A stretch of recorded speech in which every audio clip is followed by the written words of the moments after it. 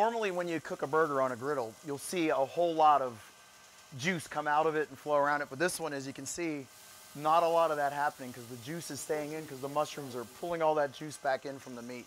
Rob Marasco, I am the Senior Director of Culinary Development for Sodexo here in North America. This is potentially a dish that could have broad mainstream appeal and also pretty big environmental benefits. So it's interesting to see food service companies and restaurants starting to pick this up. Since Americans eat about 10 billion burgers per year, if 30% of the beef in those burgers were subbed out and replaced with mushroom, it would save as many greenhouse gas emissions as taking 2.3 million cars off the road. And it would reduce agricultural land demand by an area larger than the state of Maryland. So it's very interesting. We did a lot of work with our consumers around when you come to the topic of beef and proteins, and beef in particular. Point of what we learned from consumer surveys was cleaner label products, free from artificial ingredients and preservatives, right?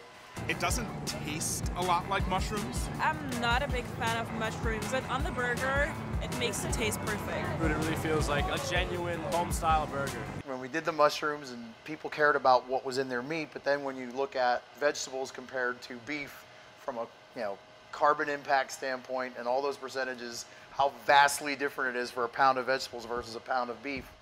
Producing a pound of beef emits about 20 times or more greenhouse gas emissions as producing a pound of mushroom.